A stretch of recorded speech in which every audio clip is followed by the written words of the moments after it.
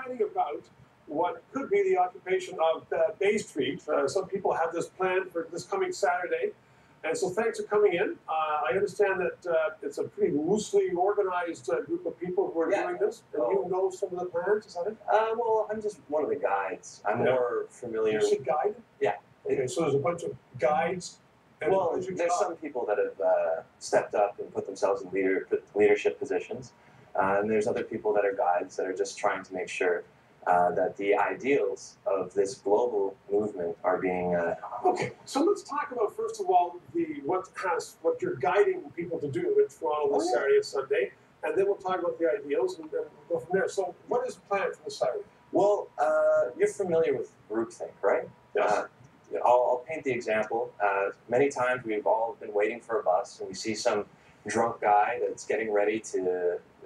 he's in a very vicious argument with his girlfriend, and he's getting ready to hit her, and it takes one person to stand up and say, hey, you can't be doing that.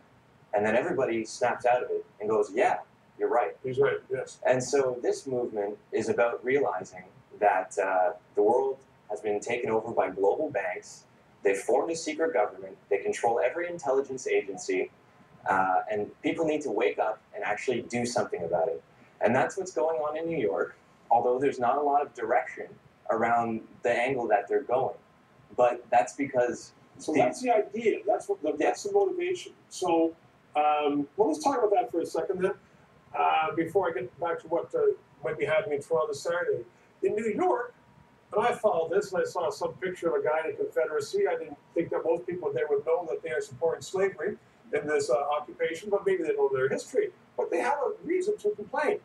There are huge amounts of money being made by a relatively small number of people. There are people who have completely screwed up their banking system and a lot of the manufacturing system. So in New York, I understand where people want to protest, that's fair. In Toronto, in Canada, I mean... We have the same kind of issues. Well, we don't have the same issues. We didn't have the same damage done by bankers. We didn't have the same damage done by the houses. The damage was certainly mitigated. But if you look at Canadian law, like the Bank of Canada Act of 1935, which helped us get through the Great Depression and guided us all the way to... Brought in by a conservative government. Yeah, brought in by a conservative government, and it guided us all the way to 1974. Actually, you know what Stephen Harper needs to do as well? He needs to really be pushing for that elected Senate. Because one of the biggest problems in Canada is that the Senate is not accountable to the people. They meet in secret. No, the message is huge. The message is huge. What is there to protest in Canada? We didn't go through that big bang that they went through in the States. What there is to protest is that the Canadian government is part of the secret global government that's been set up by the global banks. And I know it's very easy to pass someone off making these allegations like they're a crazy person. But the simple fact is, this is the guy that's hitting his girlfriend, except he's coming after all of us. Okay, Tom, so you believe that? That's fair. Let's go on to what's going to happen in Toronto then this Saturday. What's the plan? I have no idea. But you're a guy. I'm a guy. What do you want to happen in Toronto?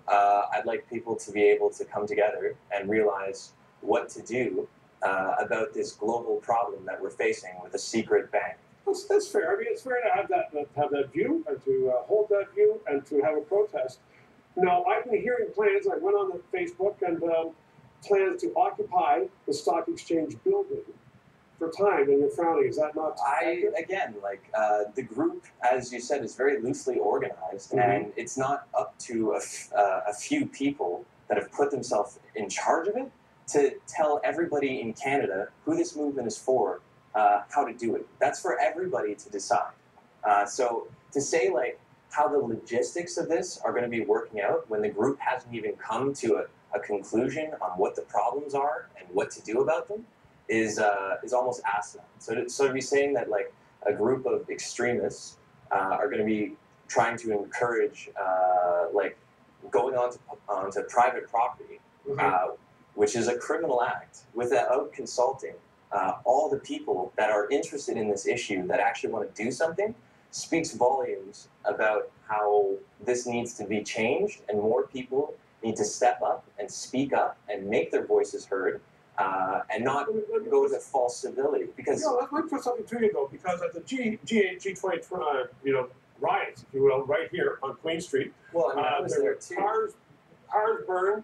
A lot of people want to protest. They had legitimate protests, and a few people came in. Most of them were not Canadians, and they came in and they really stirred it up. And in many respects, they discredited the protest because they're just there and they're frankly just disturbers. I mean, burning a car does not really bring a lot of merit to your idea. Are you concerned this Saturday, if it's not that well organized, that you're going to have some people coming in there and messing it up for you? You're talking about the Black Bloc, and I know it's very easy to kind of pass that off and say that they're foreigners, but I think to be more clear about it, you should say that they weren't civilians. What do you mean they weren't civilians?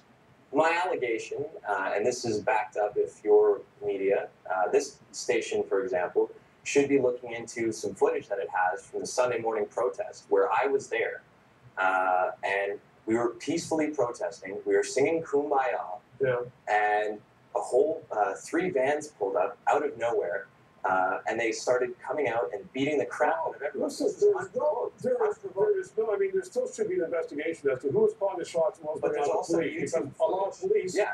no, we have that. A lot of police did not like what was going on. There's no question about that. But, I mean, you're saying that the people who were burning cars And I'll were not part of your group.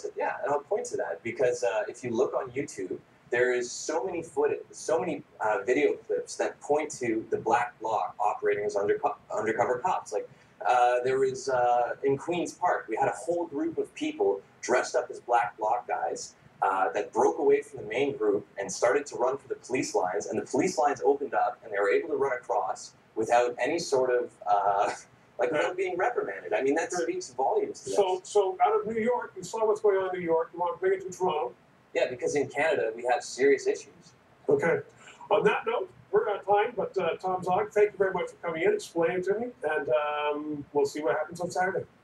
Okay, we're going to take a quick break and back with more about what's going on with some famous people coming to Toronto.